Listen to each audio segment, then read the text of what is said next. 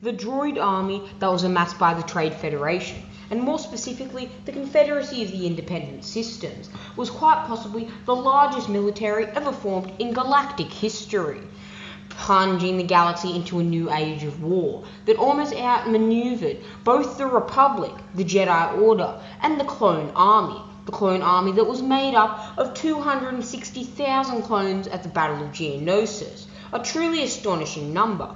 The Separatist droid armies were endless and could continue manufacturing droids until the Dooku's heart stopped beating if required. The Separatist droid legions were beyond powerful. One B-1 standard battle droid had the ability to take on one's clone trooper, and the B-2 standard battle droids and the B-3 droidekas were even more powerful, capable of taking on low-ranking Jedi, with the droidekas actually able to kill a few high-ranking Jedi Knights and maybe a few Jedi Masters if they got lucky due to their shielding technology. However, once the Clone Wars came to an end, first with the death of Sereno and Count Dooku aboard the Invisible Hand by a decapitation by Anakin Skywalker, and later the final death of the Confederacy, in union with Anakin slaughtering the Mustafarian Council on Mustafar, where the Separatist leaders were residing, were Obi-Wan Kenobi tracking down and killing the cyborg General Grievous by shooting a blaster rifle, shooting multiple bolts into his gut sack in order to set his eyes aflame. After this, Palpatine, who had been the manipulator and orchestrator of the entire conflict as a puppet master on both the Republic and the Separatist side, had full jurisdiction and authority to rule over the Separatist droid army and the Confederacy of Independent Systems' remaining droid forces. But why didn't he? Why did Palpatine miss out on this critical chance to use the Separatist droid army to enforce his will upon the galaxy, at least in the early reigning days of the Empire? Well, my friends, today we shall be exploring and delving into the mysterious lore surrounding that topic entirely.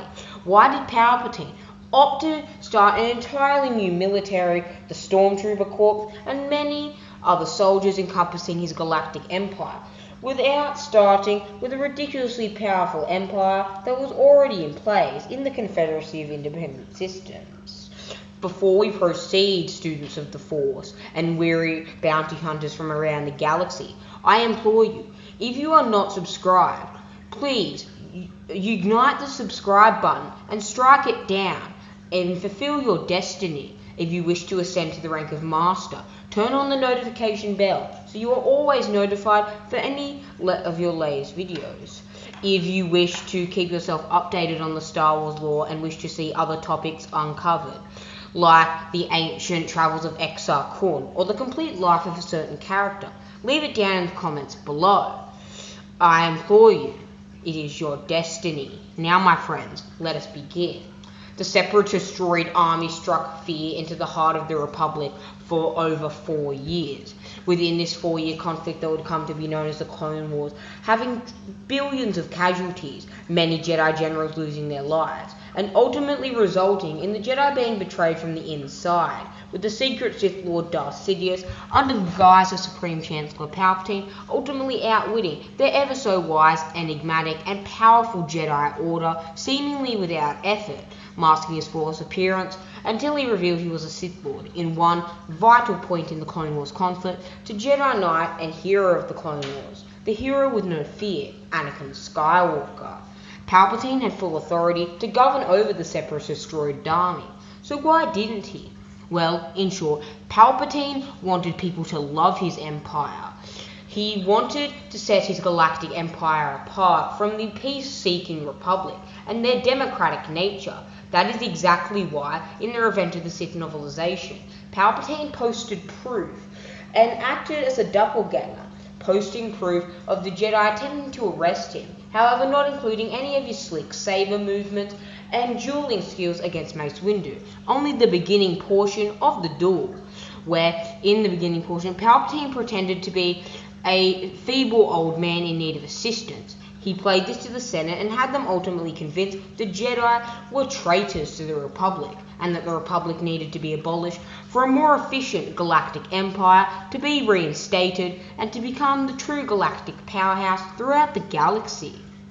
Palpatine needed people to accept his empire. He did not want them to dislike it. He did not want them to resent it. Palpatine had been strategizing this plan and bringing this grand plan to fruition for some time now. Many decades, ever since his early years under Darth Plagueis the Wise. And now he finally had what he desired. Palpatine had full jurisdiction to operate the Separatist Droid Army, but ultimately chose not to.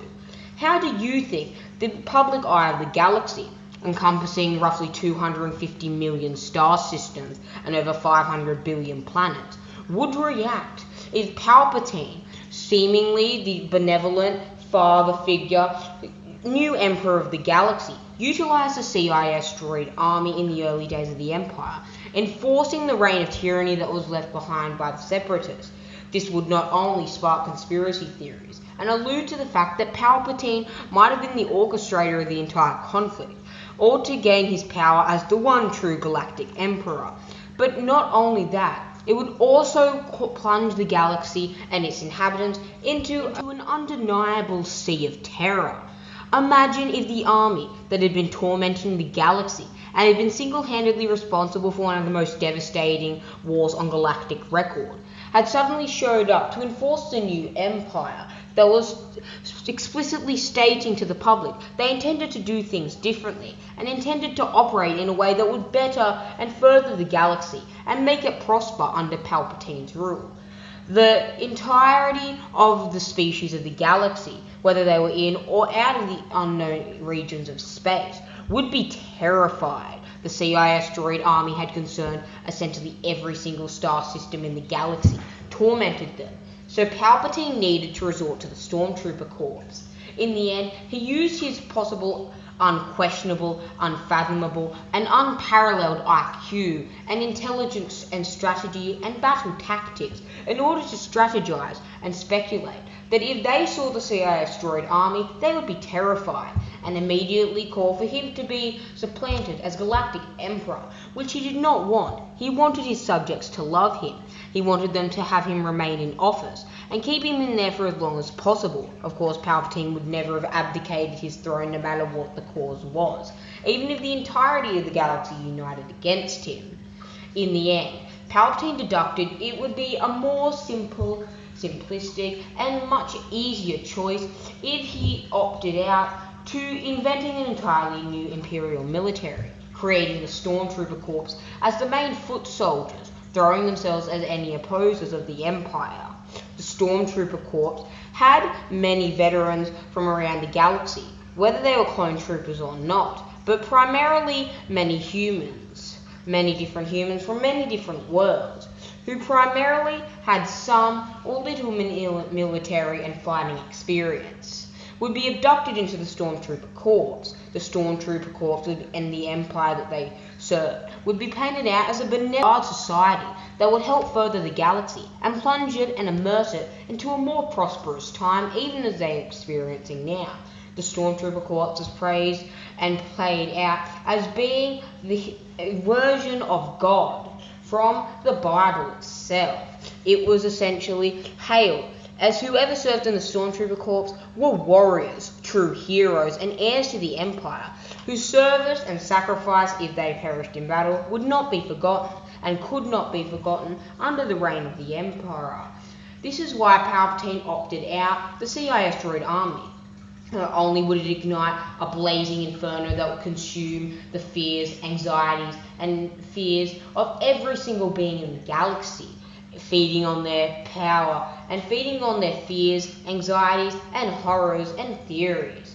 But it would also allow for Palpatine to gain ground if every being from a long line of star systems came to recruit themselves into the Stormtrooper Corps. Then Palpatine would have what he had long sought, a grand army spanning multiple star systems with ranging levels of experience, making his empire, in his eyes, nigh indestructible, something that would eventually prove to be the case as the rebels struggled against the Empire for upwards of 20 years. Palpatine, of course, engineered it so that the veterans who had survived the conflict and had retired, possibly due to old age, or possibly due to resigning from the Stormtrooper Corps, as you could resign from the Stormtrooper Corps at any time you desired, would go home, and like a plague, it would infect others. Palpatine had the genius intellect that he could predict the future, not even utilising the precognitive abilities that the Force allowed him to tap into. He simply had the innate ability to peer into the future and act as a seer.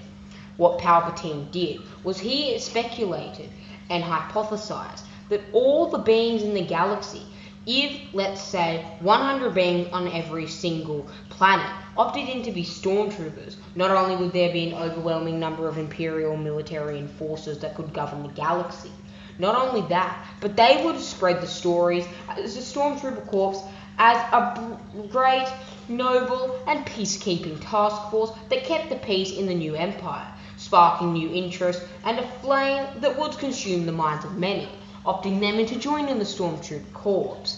In the end, it was very unlikely for any Imperial to deny the right for any Imperial Stormtrooper, officer, or anyone besides possibly Grand Admiral Thrawn or Grand Moff Tarkin, would deny them the right to retire, as they would, as Palpatine's vision played out, spread the plague and make the Stormtrooper Corps a desired trait that many would want to be a part of.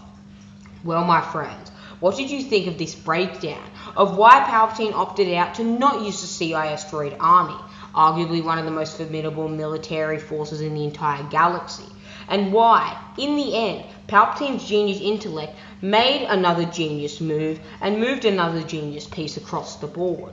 Well, my friends, this is where we part ways. I hope that you have enjoyed this video. Be sure to adorn yourself with your Jedi robes. Be sure to have the twin Imperial guards guarding you as you traverse the galaxy in your noble attire. Goodbye, my friends, and I'll see you in a galaxy far, far away.